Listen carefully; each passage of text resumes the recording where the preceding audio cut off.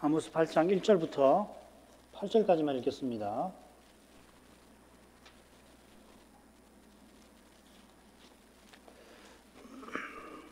(8장 1절부터 8절까지) 읽겠습니다. 주 여호와께서 또 내게 여름 실과 한 광주리를 보이시며 가라사대 아모스야 네가 무엇을 보느냐. 내가 가로되 여름 실과 한 광주리니이다 하매 여호와께서 내게 이르시되 내 백성 이스라엘의 끝이 이르렀은즉 내가 다시는 저를 용서치 아니하리니 그날의 궁전의 노래가 애곡으로 변할 것이며 시체가 많아서 사람이 잠잠히 처처에 내어 버리리라. 이는 주 여호와의 말씀이니라. 궁핍한 자를 삼키며 땅의 가난한 자를 많게 하려는 자들아 이 말을 들으라. 너희가 이르기를 월삭이 언제나 지나서 우리로 곡식을 팔게 하며 안식일이 언제나 지나서 우리로 밀을 내게 할고 에바를 작게 하여 세계를 크게 하며 거짓 저울로 속이며 은으로 가난한 자를 사며 신 한 켤레로 궁핍한 자를 사며 잿밀을 팔자 하는도다. 여호와께서 야곱의 영광을 가리켜 맹세하시되 내가 저희의 모든 소위를 영영 잊지 아니하리라 하셨나니 이로 인하여 땅이 떨지 않겠으며 그 가운데 모든 거민이 애통하지 않겠느냐. 온 땅이 하수에 넘침같이 솟아오르며 애굽 강같이 뛰놀다가 낮아지리라.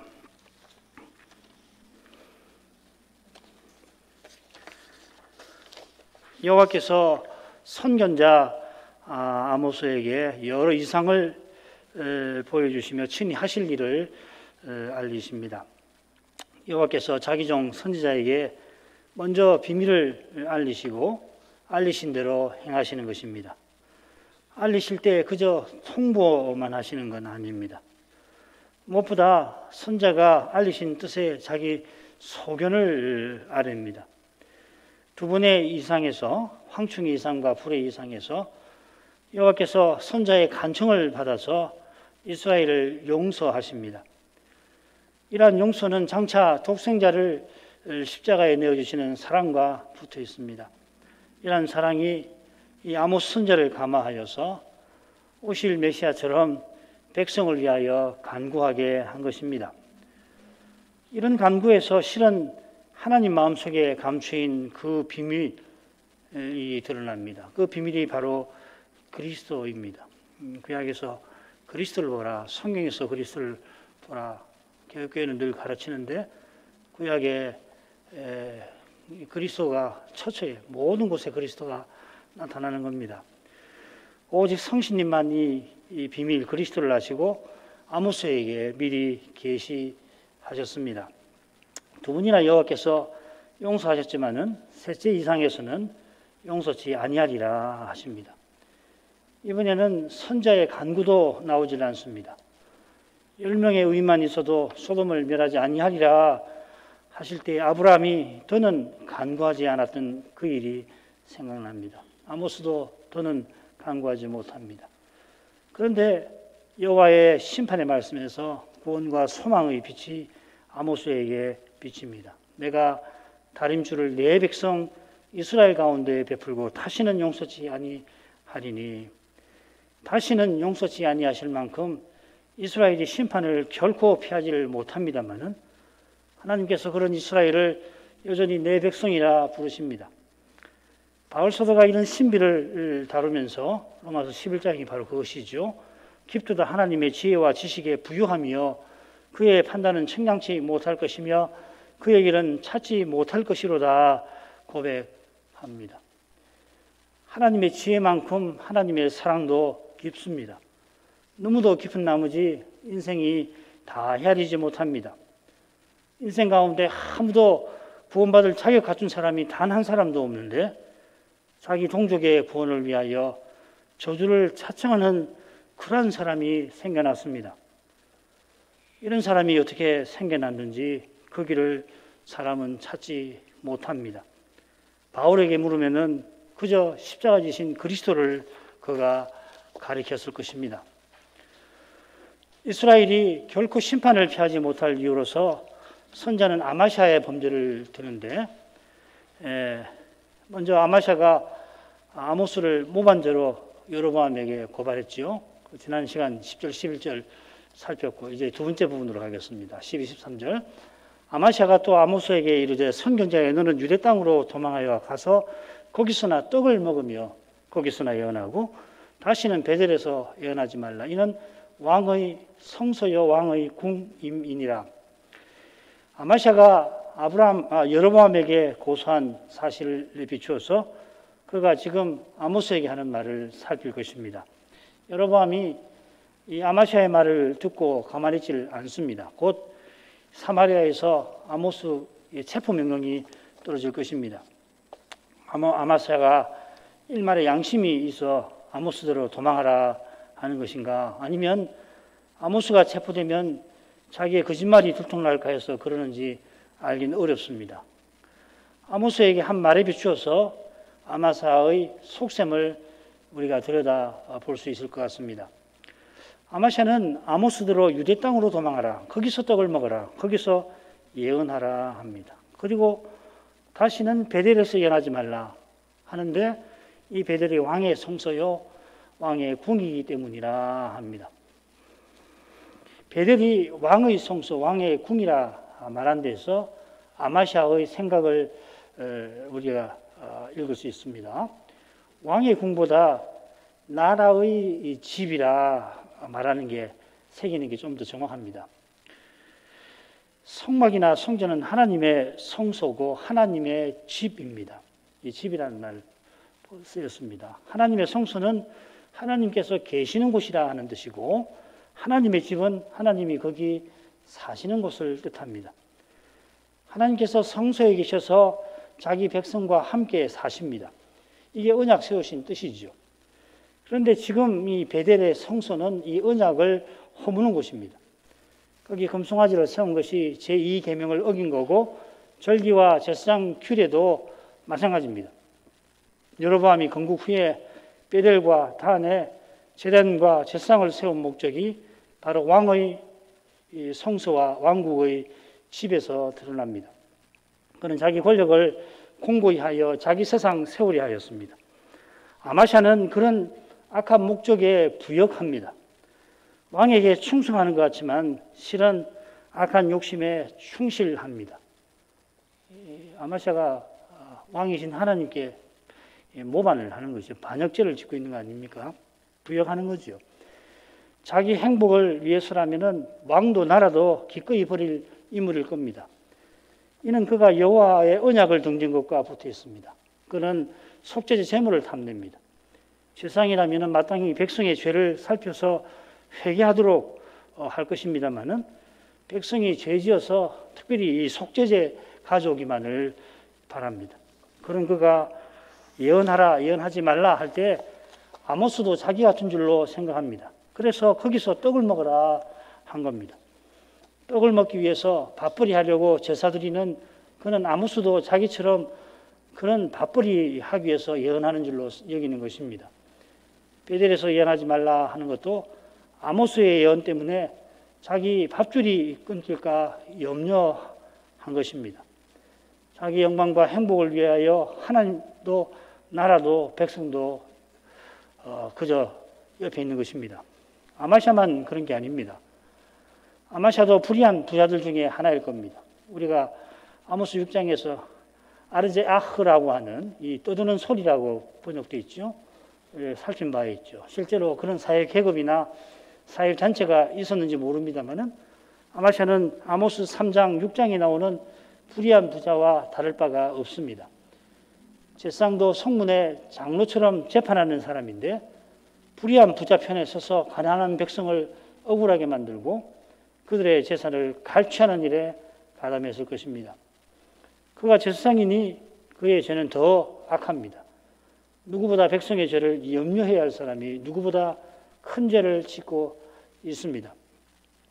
14, 15절로 갑니다. 아모스가 아마시아에게 대답하여 가로되 나는 선지자가 아니며 선자의 아들도 아니요 나는 목자요 뽕나무를 배양하는 자라서 양떼를 따를 때 여호와께서 나를 데려다가 내게 이르시기를 가서 내 백성 이스라엘에게 예언하라 하셨나니.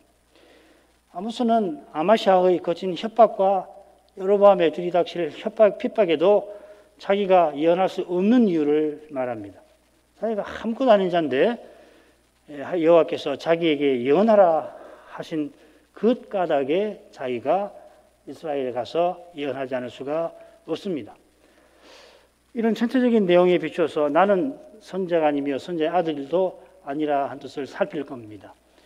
선자가 아니라고 새기는 것보다 선자가 아니었다고 새기는 게 정확할 것입니다. 이어 목자, 뽕나무를 배양하는 자라고 밝혔는데 역시 아모스가 선지자 되기 전에 가진 직업이죠. 뽕나무를 배양하는 일은 가축의 사료로 뽕나무 열매를 가꾸는 것을 가리킵니다. 많은 학자가 아모스가 많은 가축과 뽕나무 농장을 소유한 부자였을 거라고 추측합니다. 그런데 그가 양떼를 따른다 한 걸 보면 이런 추측을 그대로 받아들이기는 힘듭니다. 아무튼 전에 그가 양떼를 따를 때에 여호와께서 선자로 부르셨습니다. 아울러 자기가 선자가 아니었다 하고 자기가 전에 목자였다고 아모스가 밝히는 것은 아마샤의 고약한 협박과 붙어 있습니다. 아마샤가 아모스에게 네 나라로 가서 거기서 예언하며 밥벌이 하라 했습니다. 아모스는 자기가 본래 목자로서 생활해왔던 사람이지 아마샤처럼 여호와의 직분을 이용해 밥벌이 하던 사람이 아니라고 분명히 밝힙니다. 그처럼 아모스는 자기가 목자로서 충실히 소명을 이루려 했던 사람이지 어디 한번 선지자 노릇 해볼까 선자가 되어봐야 되겠다 하던 사람이 아니라고 강조합니다. 이 선지자의 아들이라는 말은 선지자의 학교에 속한 생도를 가리키는 표현이에요. 열왕기상 보면은 선지자 물이라고 번역되어 있는데 그 아들들이라는 말입니다. 이 선지자 생도는 선지자 사무엘 시대부터 쭉 있었습니다. 이들은 위대한 선지자를 따르면서 예언을 했습니다. 아마샤는 아모스도 그런 선지자 생도 중 한 사람이라 본 것입니다. 그러나 아모스는 자기가 그런 사람도 아니었다 합니다. 요컨대 자기가 누구보다 선지자 직분과 상관없는 사람이었다 합니다. 그런 그를 여호와께서 선자로 부르셨습니다. 부르실 때에 그가 살던 유다가 아니라 이스라엘로 가서 거기서 말씀을 전하라 하셨습니다. 오직 하나님께서 불러서 사명을 주신 까닭에 아모스는 예언하였습니다. 이것이 소명인 것입니다. 하나님이 부르신 것이 가장 중요하고 언제나 중요합니다. 무슨 재주나 무슨 자격이 있어 하나님 부르신 게 아닙니다. 재주나 은사가 있다 하더라도 반드시 그를 부르시는 것도 아닙니다. 사실 재주나 은사나 혹은 다른 무엇도 하나님의 선지자 직분 맡을 조건이 되질 못합니다. 하나님께서는 돌들을 들어서 아브라함의 자손으로 삼으실 수 있는 분이십니다. 인생 스스로는 하나님의 일에 아무런 자격도 그 일을 받을 능력도 없고 권리는 더더욱 없습니다. 오직 하나님께서 부르시고 부르시는 그분께서 그 일을 맡을 은사와 능력과 지혜를 주십니다.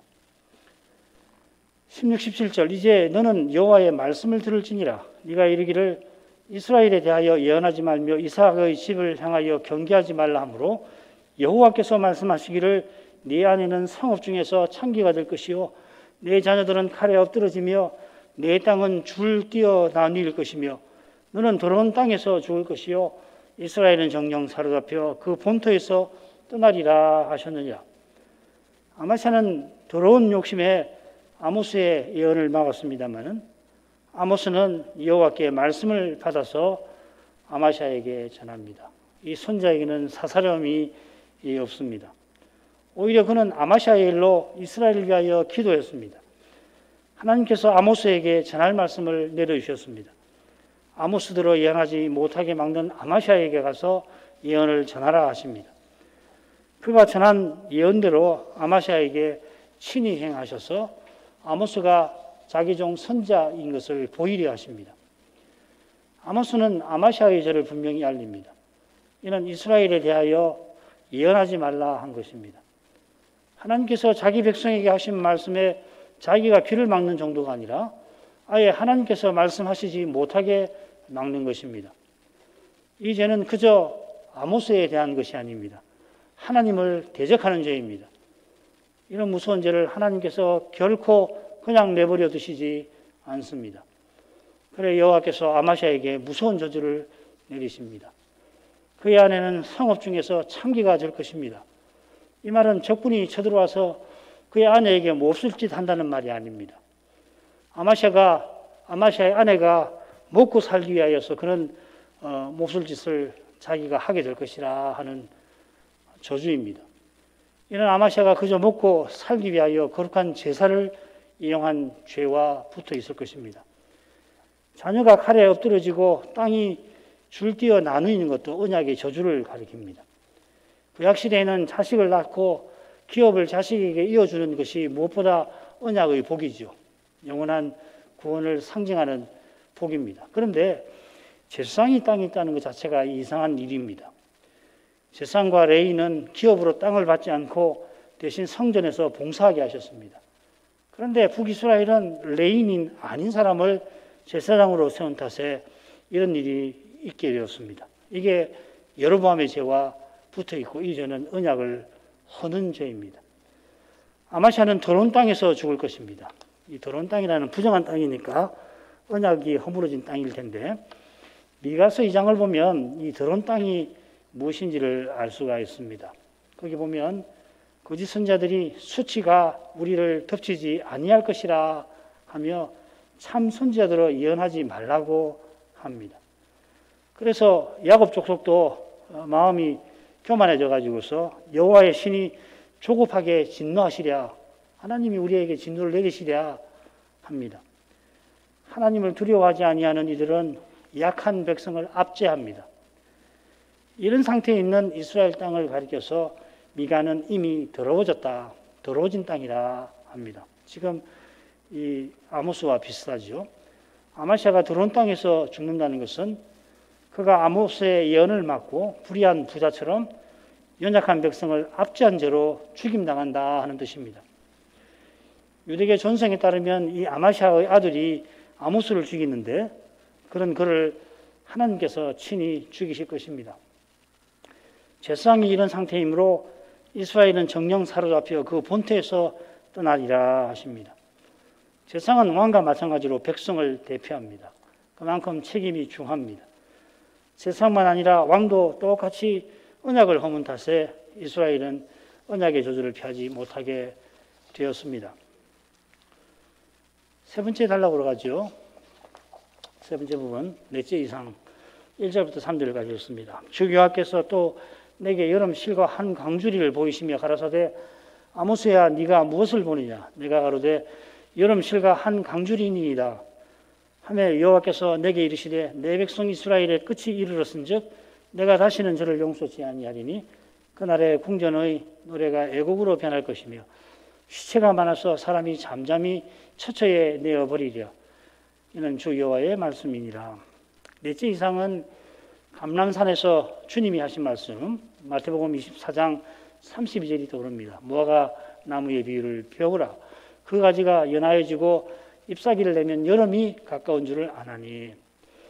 여호와께서 여름 실과 한 광주리를 아모스에게 보이시고 아모스에게 뭘 보느냐 물으시니까 아모스는 본대로 아래입니다. 그랬더니 뭐 다른 말씀 없으시고 여호와께서 이스라엘의 끝이 이르렀다.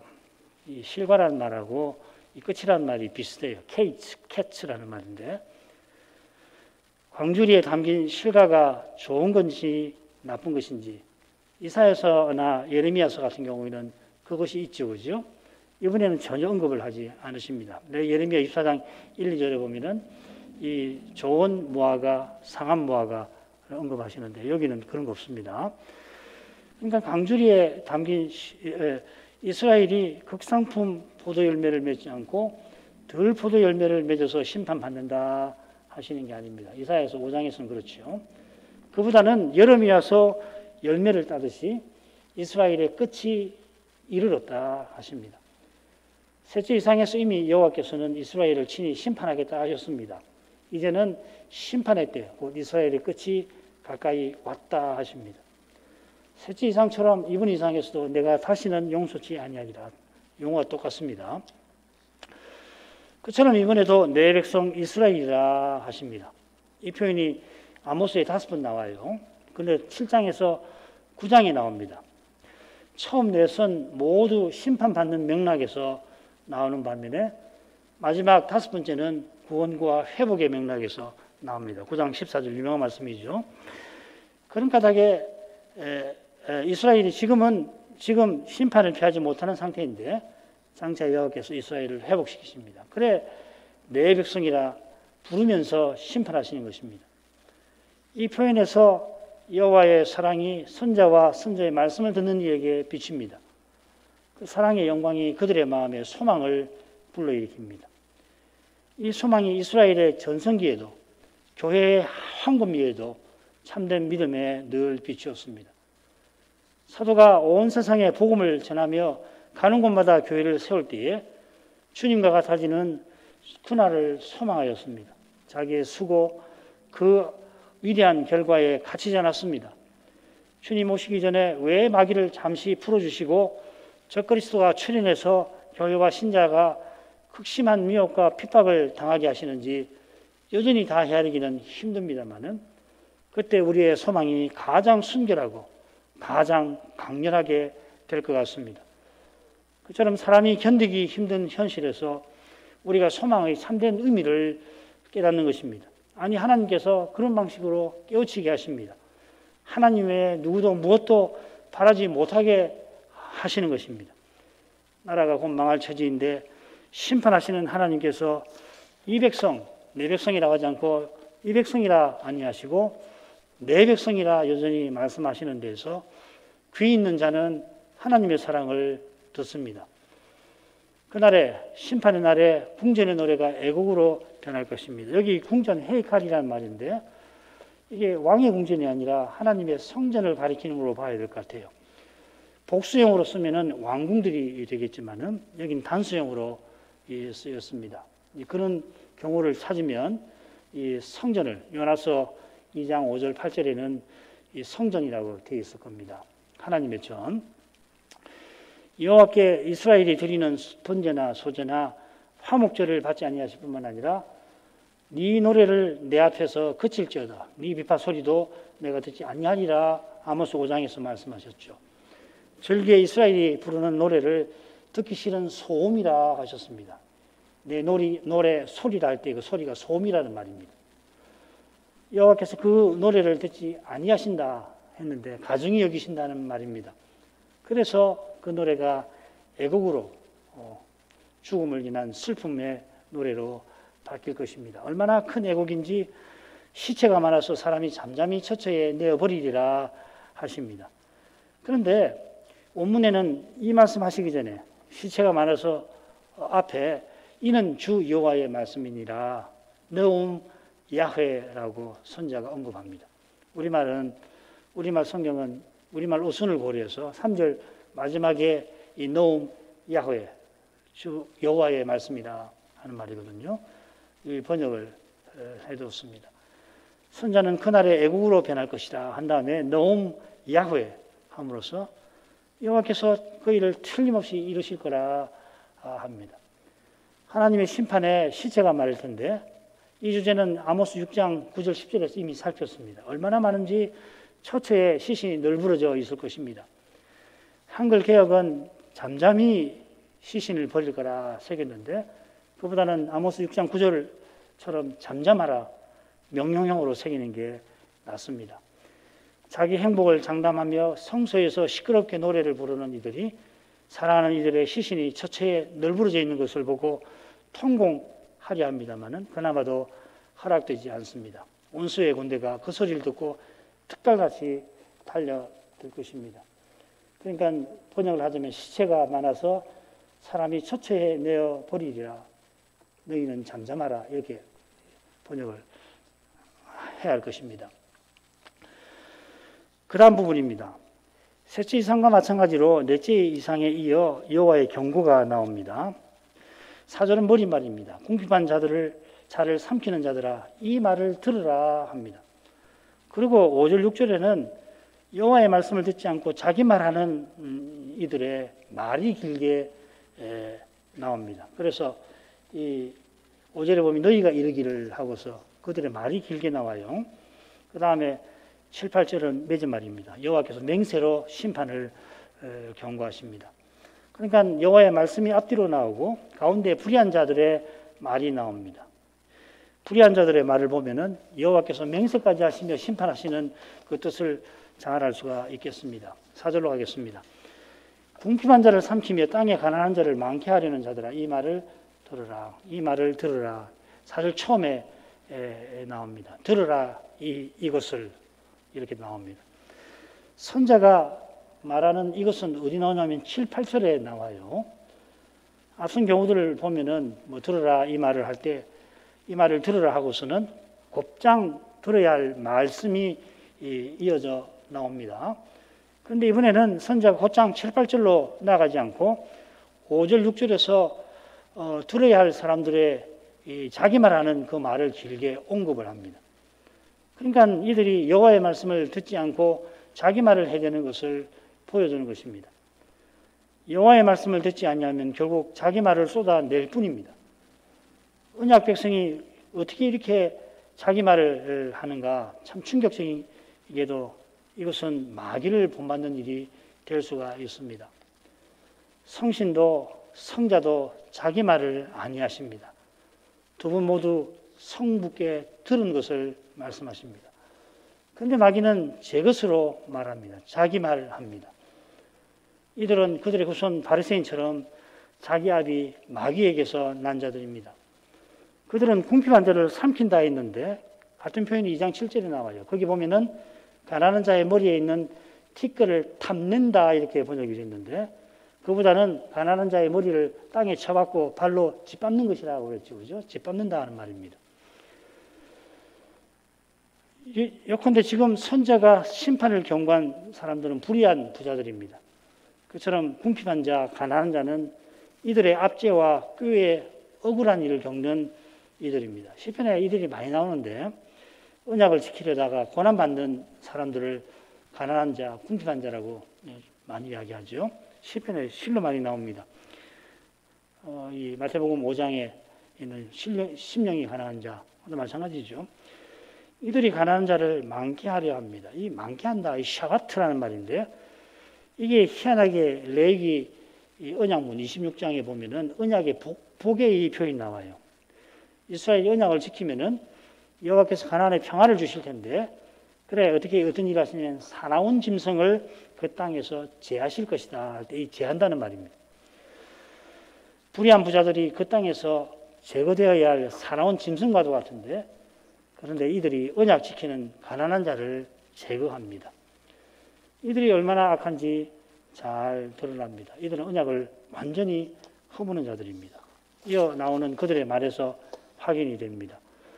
너희가 이르기를 월삭이 언제나 지나서 우리로 곡식을 팔게 하며 안식일이 언제나 지나서 우리로 밀을 내게 할고 에바를 작게 하여 세계를 크게 하며 거짓 저울로 속이며 은으로 가난한 자를 사며 신 한 켤레로 궁핍한 자를 사며 잿밀을 팔자 하는도다.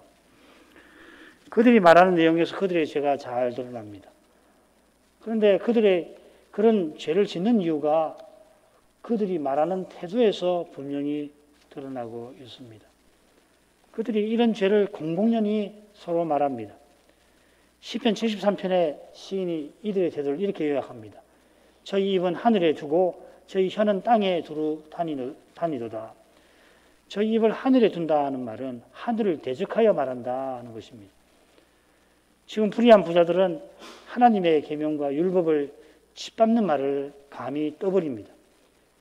이는 그들이 하나님 말씀을 듣지 아니한 데서 생겨난 것입니다. 하나님 말씀에서 거룩한 빛을 보지 못하면 거룩한 감각이 이렇게까지 무뎌집니다. 거의 사라져 버립니다. 겉으로는 그들이 월삭과 안식일을 열심히 지킵니다. 월삭은 매월 첫날이죠. 그래서 성소에서 제사장이 공적 제사를 드립니다.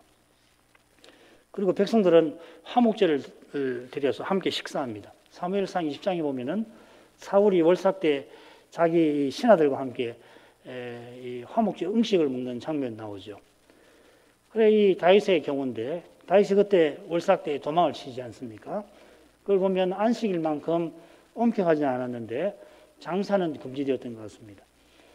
불의한 부자들이 빨리 안식일과 월삭이 지나서 돈벌이에 나서려 했던 것처럼 그들이 절기에 열심히 제사 드리고 안식일과 월삭에 장사하지 아니한 목적도 똑같이 자기 행복에 있었습니다. 그래서 여호와께서 그들의 제사를 가증히 여기신 것입니다. 그처럼 그들은 에바를 작게 하고 세계를 크게 합니다. 적게 해야 된다고 해서 에바를 적게 해. 에바는 곡물, 부피를 재는 도구지요. 곡물을 팔면서 본래보다 적게 담아주어서 이물을 챙기는 겁니다. 세겔은 무게의 단위죠. 물건을 사는 사람이 은을 가져오면은 이 저울에다가 한편에 세겔을 달고 그 다음에 그만큼 이제 가진 은을 재는데 세겔을 크게 해가지고 받아야 할 것보다 더 많이 은을 받는 것입니다. 이런 행위를 하나님께서는 가증히 여기십니다. 이 가증하다는 말을 썼습니다. 언약의 사이를 허무는 무서운 죄라는 뜻이죠. 그렇기 때문에 그들은 가난한 자를 압제합니다. 이 은으로 가난한 자를 사고 신 한 켤레로 궁핍한 자를 산다는 거 지난번 우리 2장에서 배웠죠. 이 재판장에게 뇌물을 찔러주고 가난한 백성을 종 삼는 것입니다. 신 한 켤레라고 하는 것은 뇌물로 줄 것을 틀림없이 주겠다고 신 한 켤레를 보증으로 주는 거죠. 신 한 켤레 그걸 가지고 사람을 사는 게 아니라 그게 보증이죠. 자기가 줄 뇌물에 대한 보증으로 그걸 틀림없이 주겠다면서 신 한 켤레를 주는 것입니다.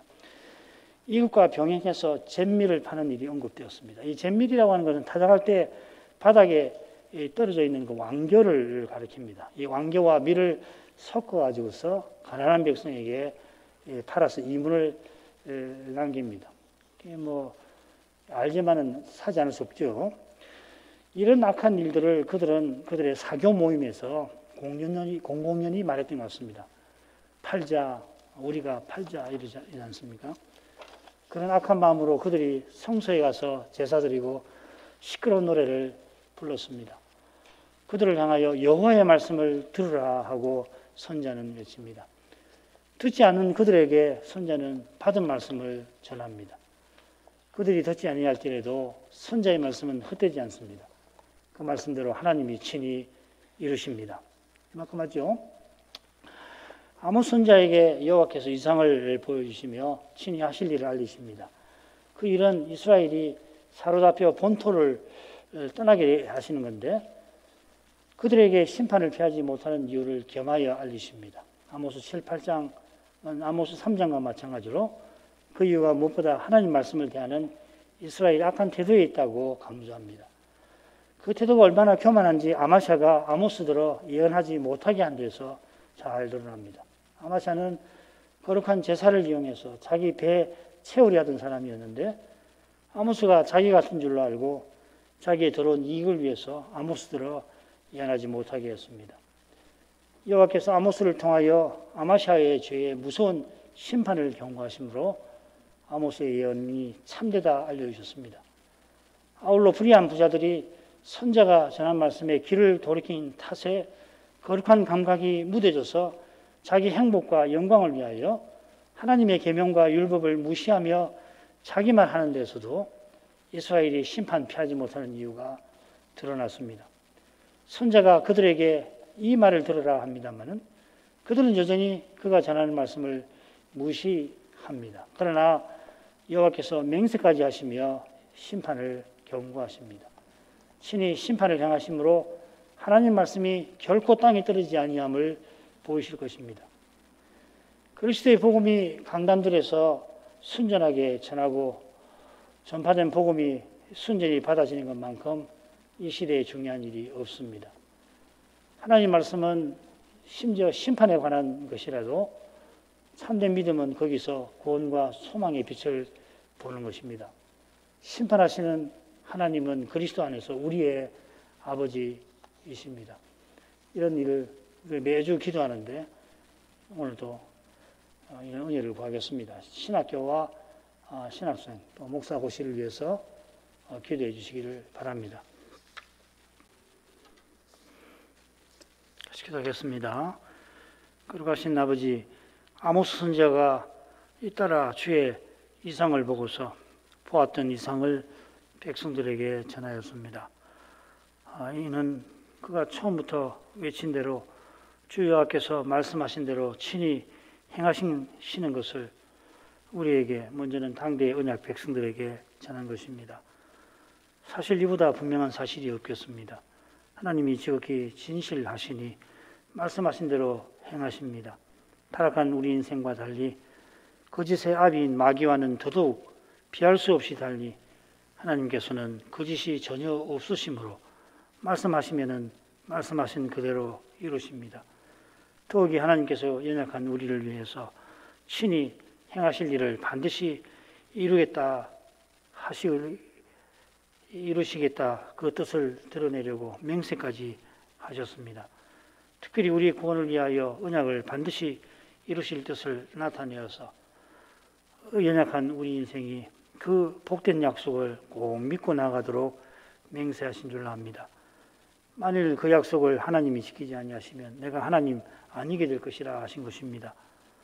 마찬가지로 여호와께서 이스라엘을 심판하시는 일에 맹세까지 하십니다. 이런 말씀을 선자가 전할 때에 정작 그 말씀을 들어야 할 이들은 그 말씀을 귓등으로 들었습니다. 심지어 제사장 아마샤는 아모스도 자기 같은 줄로 알고 그의 나라 유다로 가서 거기서 밥벌이 하라 하였습니다. 그가 제사장이지만은 백성의 죄를 마음 아파하고 함께 메시아를 바라본 게 아니라 오히려 백성이 죄를 자꾸 지어서 속죄죄를 더 많이 가져오기를 바랐습니다. 그러나 간 마음으로 아모스가 베델에서 이스라엘의 무서운 죄를 책망하고 하나님의 심판을 전할 때 그는 사람을 보내어 여로보암 왕에게 아모스를 모반죄로 고발하였습니다. 왕에 대한 충성심이 있어 그런 게 아니라 아모스의 예언으로 베델에서 자기 밥줄이 끊길까 염려한 두려움 때문이었습니다. 그런 그에게 여호와께서 자기 종 선자를 보내어 친히 심판의 말씀을 전하도록 하셨습니다. 이는 아모스가 하나님 말씀을 받아 전하는 종이라는 것을 보증해 주신 일인 줄 압니다.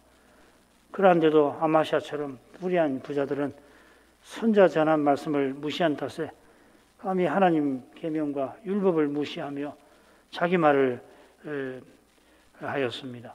하나님 말씀을 듣지 아니하니 결국 사람의 말, 꼭 사람의 타락한 마음에서 나오는 그런 생각을 드러내놓고 서로 이야기하였습니다. 그들이 함께 모이는 자리에서 그리 하였을 것입니다마는 이러한 일은 결코 심상치 않은 일인 줄 압니다. 훗날 그들의 후손인 바리새인을 향하여서 예수님께서 너희는 너희 아비 마귀에게서 났다 하시고 너희 아비 마귀는 거짓의 아비니 제 것을 가지고 말함이라 하셨습니다. 성자와 성신께서 성부와 그 권세와 영광에서 동등하신 하나님이시지만은 늘 성부께 들으신 것을 말씀하십니다.